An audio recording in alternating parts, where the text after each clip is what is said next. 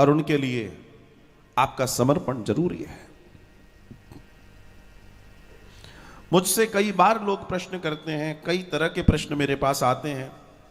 कई बार लोग ये भी कहते हैं कि साहब हम पूरा प्रयास करते हैं लेकिन वो हमारे मीन्स हमें मानने को तैयार नहीं है, हमारी सेवाएं लेने को तैयार नहीं है।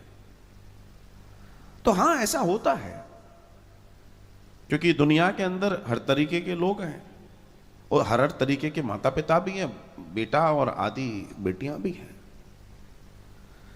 तब मैं एक बात आपसे कहता हूं कि आपसे यथासंभव हो आप कीजिए।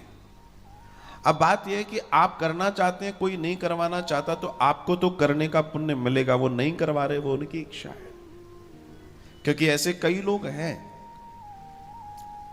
जिनकी किस्मत में सुख, जिनकी किस्मत में सेवा नहीं लिखी, और स्थिति यह बनती है कि उनको यह प्रसाद नहीं मिलता। ऐसे कई लोग हैं। मैं अगर ये कहता हूं कि उन बच्चों को मैं कई बार दोषी ठहराता हूं जो अपने माता पिता को घर से निष्कासित कर देते हैं, कहते हैं अब तुम बूढ़े हो गए, अब तुम जाओ। हां, ऐसा है, लेकिन सिर्फ ऐसा नहीं है कि बच्चे ही बुरे हैं। वो जो बूढ़े हो गए वो भी किसी नजर में कहीं कहीं वो भी कम नहीं है। क्योंकि देखिए, दोनों दर्शनों को देखना और समझना पड़ेगा। जो व्यक्ति, समझिए मेरी बात को, जो व्यक्ति वृद्धाश्रम में आकर रहकर भी लोगों से लड़ रहा है, इसका मतलब वो घर में क्या करता होगा। सीधा दर्शन है। जो वृद्धाश्रम में आकर भी अपने ही तरह के साथ के रहने वाले लोगों से लड़ रहा है, इसका मतलब ये शरीफ नहीं था, ये गड़बड़ था, इसलिए घर से बाहर है। इसे समझना बहुत जरूरी है। दोनों चीजों को समझना बहुत जरूरी है। आज हम खुद यहां देख रहे हैं, ऐसा नहीं है कि सारे ही बच्चे ऐसे हैं और सबने निकाल दिया। आज ऐसे भी हैं जिनको ये लगता है, जो अपनी मौज मस्ती में जीना चाहते हैं, भले ही वो वृद्ध हो गए, वो कह रहे हैं अरे तुम नहीं मान रहे मेरे, हम तो वृंदावन जा रहे हैं, बढ़िया जो है खाना मिलेगा, रहना मिलेगा, पैर दबने को मिलेंगे, और यहां थैला लेके पूरे गली गली को घूम रहे हैं। अहंकार में हाथ हो गए। देखो, आपकी मजबूरी है, जब आपके पास कुछ नहीं बचा तो गोविंद का धाम तो आपका है ही, उसमें कोई दो राय नहीं है। लेकिन थोड़ी थोड़ी सी बातों में घर में तो होता रहता है, इसका मतलब ये नहीं है कि घर छोड़ दिया जाए। ये दोनों को समझना पड़ेगा, सामंजस्य का दर्शन है। और भागने से कभी समस्या खत्म नहीं होती, ठहरने से समस्या का समाधान होता है। आप जहां भागेंगे समस्या आपके पीछे भागेगी, आपसे तेज भागेगी, आपके आगे खड़ी हो जाएगी। इसलिए मेरा उन समस्त वृद्धजन से, युवाओं से सबसे निवेदन है, सामंजस्य बिठाइए। असली पूजा यही है, सामंजस्य बिठाना आज कलयुग में। ठीक है, आपके पास सामर्थ्य नहीं है, मगर कई बार मुझे बड़ा कष्ट ये होता है कि जब 2-3 भाई हैं, उनमें से कोई कह रहा है अरे हमारी शक्ति नहीं है, हम नहीं रख पाएंगे इनको, तुम रख लो, तुम सामर्थ्यवान हो। माता पिता को देखा है कभी ऐसा कि जिसके पास सामर्थ्य ना हो और वो औलादों को रोड पर छोड़ दे? बहुत रेयर की बात कर रहा हूं साहब। लेकिन आज के युवाओं में ये बड़ी बीमारी आ गई है। उनके पास खाने को नहीं था, तब भी तुमको वो पालन पोषण कर रहे थे, तुम्हारा कल्याण देख रहे थे, तुम्हें पोषित कर रहे थे, और आज तुम कह रहे हो कि हमारा सामर्थ्य नहीं है। यह बहुत विचारणीय दर्शन है। ऐसा कैसे हो सकता है कि माता पिता, मतलब तुम उनको अलग क्यों समझ रहे हो, अपने घर का हिस्सा, अपने परिवार का हिस्सा क्यों नहीं समझे भाई? यह विचारणीय बात है। आपको, आपके घर में जितने लोग हैं उनके लिए आपका सामर्थ्य है, उन माता पिता के लिए सामर्थ्य नहीं है जिन्होंने पूरी जिंदगी तुम्हारे लिए लगा दी। अगर ये बात निकलती है तो ये बहुत गड़बड़ है। और ऐसे लोग वास्तव में अगर कह रहे हैं कि सामर्थ्य नहीं है, तय मानिए इनके जीवन में कभी सामर्थ्य आ भी नहीं पाएगा, इनका जीवन ऐसे ही रहेगा। क्योंकि जिन्होंने उनको नहीं संभाल पाया, जिन्होंने उनको संभाला हर तरीके से, आज उनके पास उनके लिए सामर्थ्य नहीं है। दुखद है, बहुत दुखद है।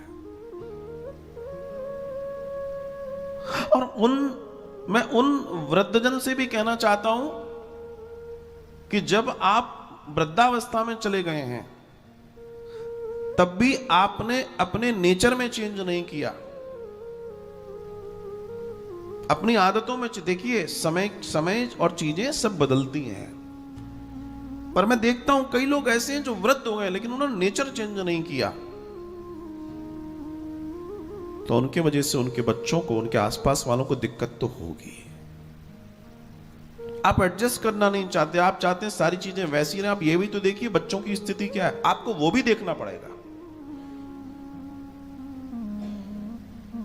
आप सिर्फ अधिकार और चिल्लाकर चीजों को नहीं कर सकते। यू हैव टू मैनेज, आपको मैनेज करना पड़ेगा। और अगर आप नहीं करते तो आप समझिए, इसका सबसे बड़ा प्रेशर आपके अपने बेटे पर जाने वाला है, क्योंकि उसे तो मैनेज करना है। और फिर इसमें अगर वो डिप्रेशन में जाएगा, बीपी में जाएगा, शुगर में जाएगा, तो थोड़ा बहुत योगदान आपका भी कहलाएगा, इसमें कोई दो राय नहीं है। क्योंकि चिंता और चिता अंतर नहीं है। लेकिन एक बड़ा अंतर बता देता हूं चिंता और चिता में। चिता में शरीर एक बार जलता है और चिंता में बार बार जलता है, ध्यान रखिएगा। इसलिए परिवार को सुंदर बनाइए। कमियां सब जगह हैं, ऐसा नहीं है कि सब जगह चांदी की चम्मच है। जहां चांदी की चम्मच है वहां सोने की चम्मच की लड़ाई है। आप क्या सोच रहे हो? जहां सोने की चम्मच है वहां हीरे की चम्मच की लड़ाई है। तृष्णा कभी शांत नहीं होने वाली, लेकिन आपको सामंजस्य बिठाना पड़ेगा।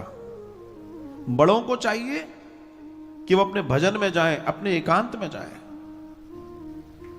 बुढ़ापे की सबसे अच्छा मंत्र, लोग कहते हैं बुढ़ापे में कौन सा मंत्र जो भगवान से मिलाएगा? तुम्हारा चुप रहना। सुन लो आज,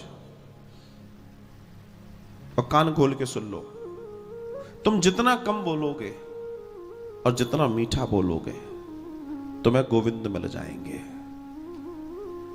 और बाकी बहुत सारे आपने देखे होंगे, चकर चकर चकर चकर सारे दिन, तो क्या होता है? फिर वही होता है। उसकी व्याख्या मुझे करनी नहीं है। शांत हो जाओ। क्यों? क्योंकि आपकी शांति आपका सम्मान कराने वाली है।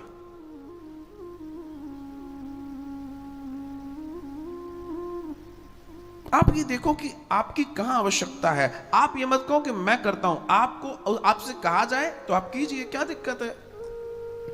मैं ये कलयुग के नियम बता रहा हूं जी, मुझे बताने में थोड़ा कष्ट है, लेकिन बता रहा हूं मैं कलयुग के नियम।